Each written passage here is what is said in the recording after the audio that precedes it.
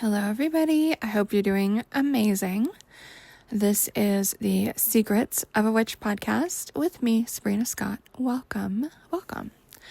Happy Friday. I hope everyone's having a great Friday. I have a big event that I am reading cards at tonight, and it is going on past my usual bedtime. So I don't know how I'm going to survive, but we'll figure it out, and it will be fine.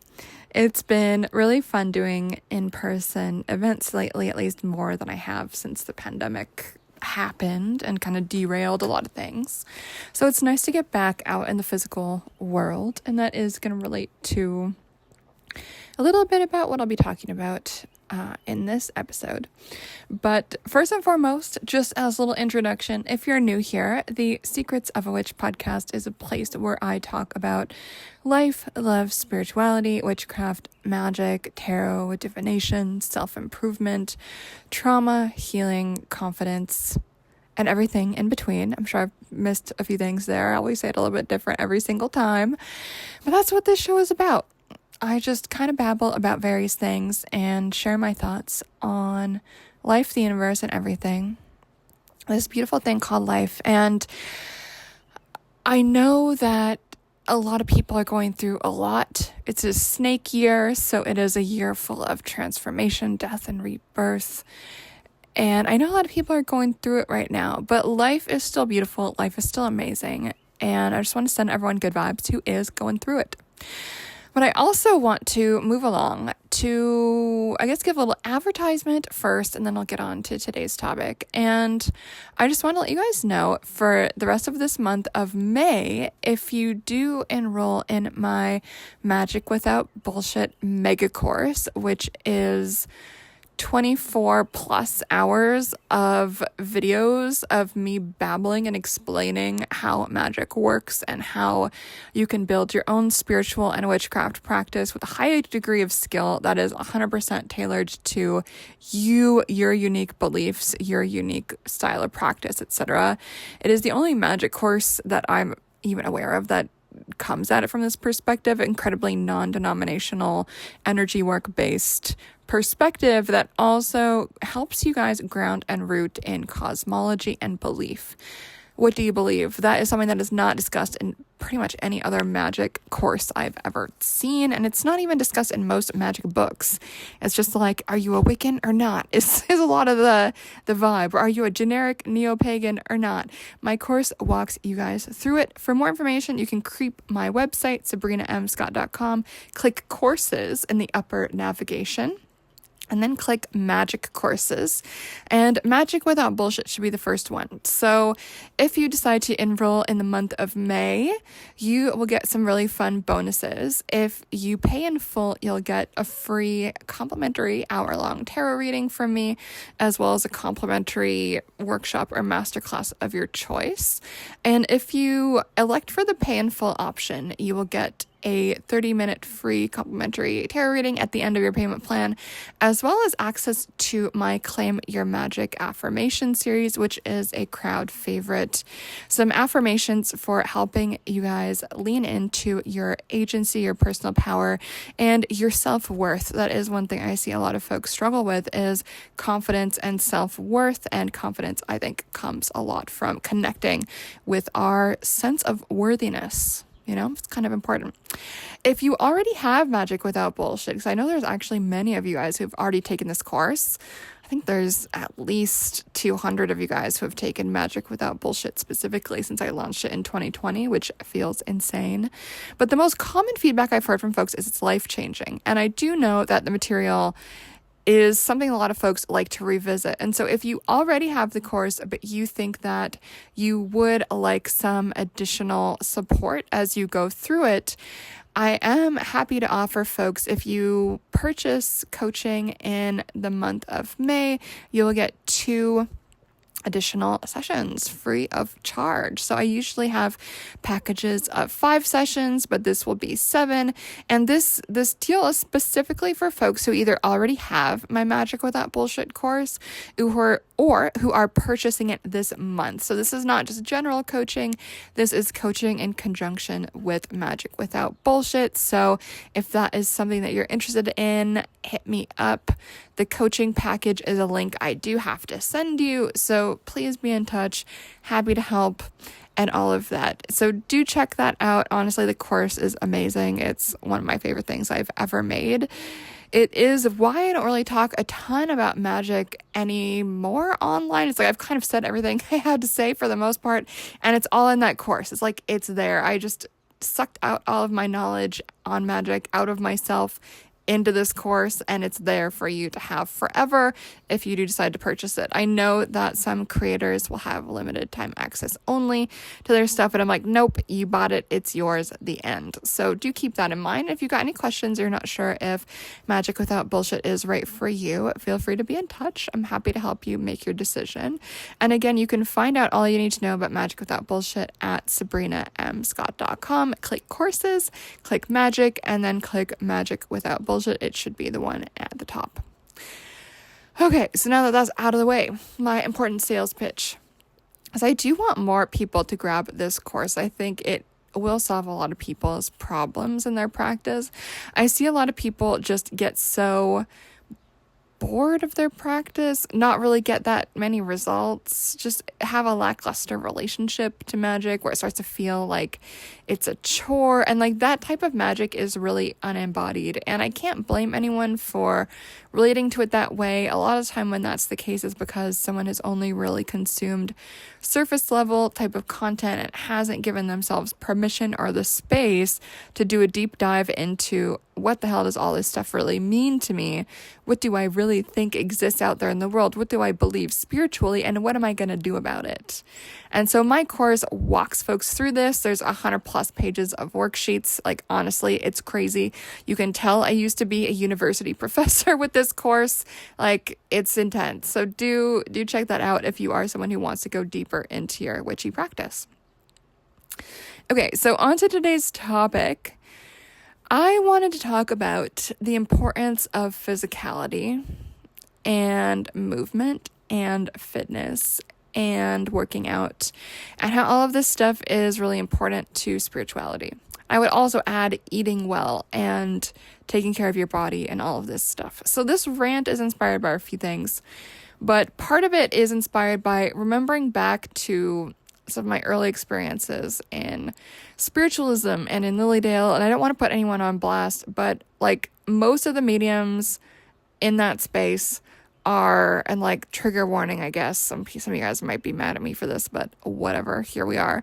I know you can be fit at any size, yada yada, but that's my disclaimer. So if you're gonna get offended by what I'm about to say, like just log off or listen with an open mind. So okay, a lot of these folks are talented mediums, very spiritual, etc., but they are very sick. They are incredibly overweight. They smoke. They eat like absolute garbage. They treat their bodies like crap. And I think a lot of that comes from this idea that the body is just a vessel. The body doesn't matter. The body is just a shell. And I think this idea is so fucked up and wrong and just toxic. And I see this in a lot of spiritual communities where the body is thought to be unimportant or less important than the spiritual. And so where I'm coming at this from, the body is spiritual. The body helps us access the spiritual. And if we're so disembodied, if we're so disentangled from being aware of what our body is doing, is feeling, what it wants, what it needs. It probably does not need to eat McDonald's every day or to be a chain smoker. Like, you know what I mean? Like, no offense to the chain smokers listening to this, but I think smoking is fucking gross. I don't think anyone should smoke. So if you are smoking, quit, okay? Our bodies need to be treated with respect. Our bodies are us, right?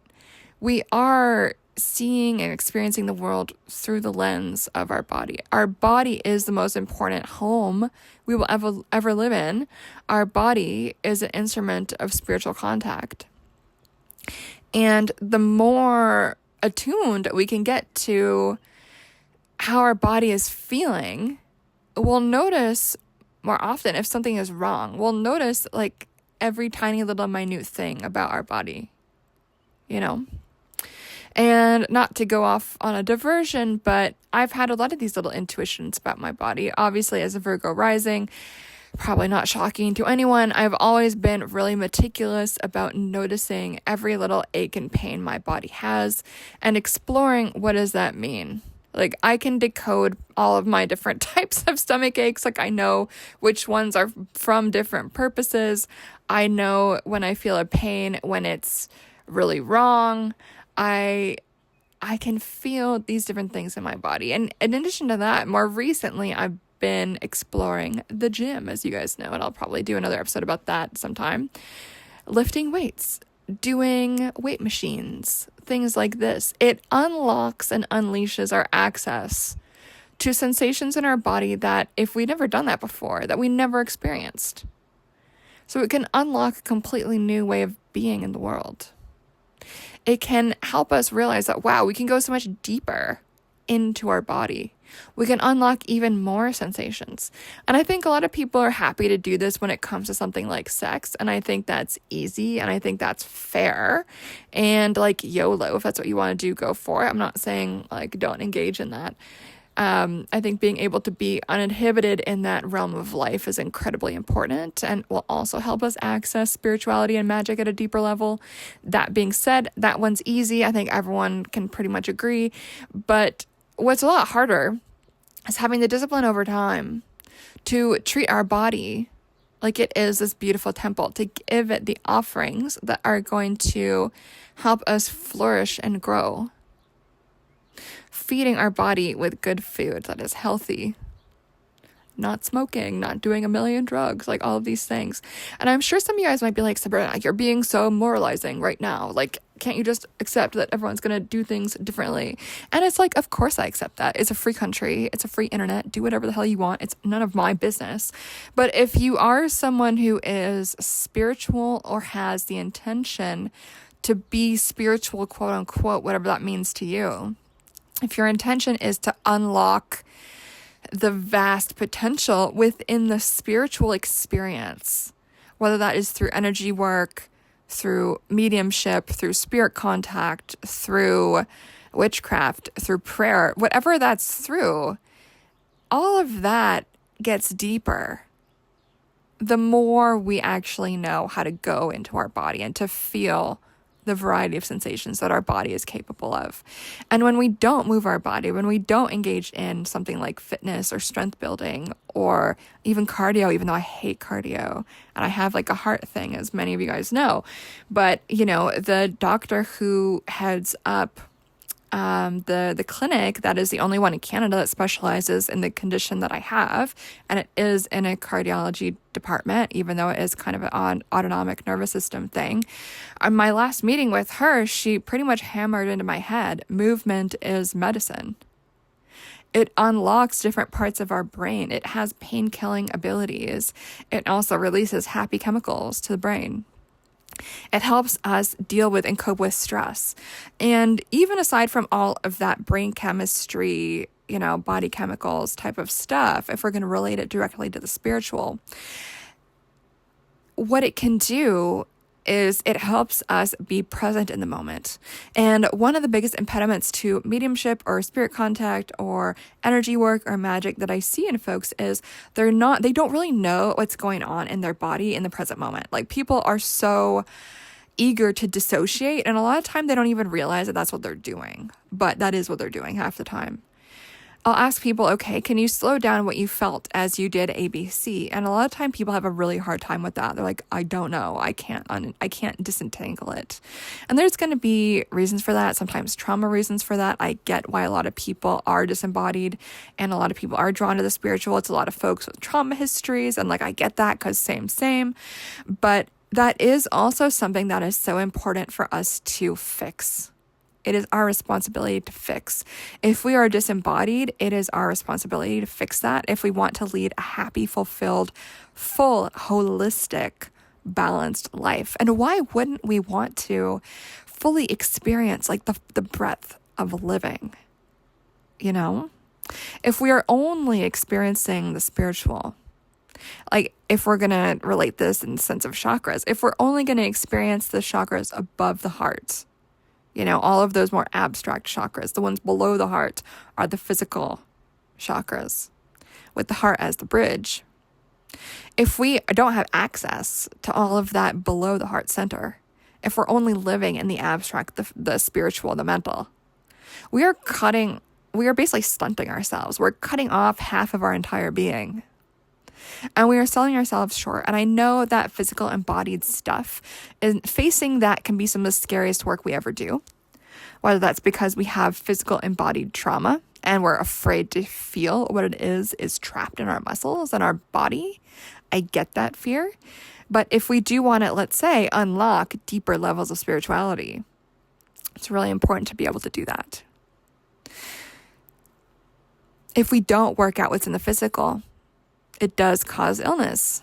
If we don't work out our trauma, it's going to cause physical illness. This is demonstrated in many different literatures. This is not me making shit up. It's just a thing. And so it does pain me when I see a lot of these folks in mediumship communities, spiritualism communities, who are just so sick. And obviously some of it is just aging. And I'm not dunking on disabled people. I'm disabled myself. I get it. But part of the reason why I'm so fucking into the physical body is because I was so debilitated physically for so long. And I healed one of my things, which I'm not going to disclose right now. If you know, you know. If you don't, then too bad. I healed one of my things that I had through food. And so I basically had a choice. Am I going to reclaim my life by eating healthy, even though I really did not want to? That's also why I'm vegan. Being vegan had basically cured one of my disabilities. A gut-based thing, if anyone is curious. But I was kind of forced into it, right? I didn't really want to do that. I didn't really want to figure out what was going on in the physical body, but I was forced to do it. And so when I was 20, I went vegan. I didn't drink for 4 years and healed my physical body. And it was a very uphill journey at times. It was something I really did not particularly want to do. I was 20. I wanted to go drink and party with my friends. But,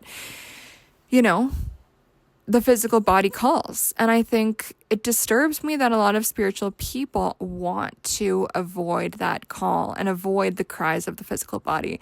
I see it as, our cat is meowing. I'm thinking because one of my cats annoyed me a bit this morning by waking me up by knocking shit over because she was hungry. So of course I got up to feed her. But a lot of people, they don't listen to what the body wants. Not really. It would be like if I ignored my cat and just let her starve, even though she was crying bloody murder, And one of my cats was crying bloody murder. It turned out she had a hyperthyroid issue. And so we have to pay attention to this stuff. We have to pay attention to these little strangenesses in the body.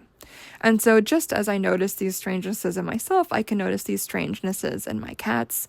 When I brought my cats to the vet sometime last summer, nothing at the outset seemed wrong with them. Right?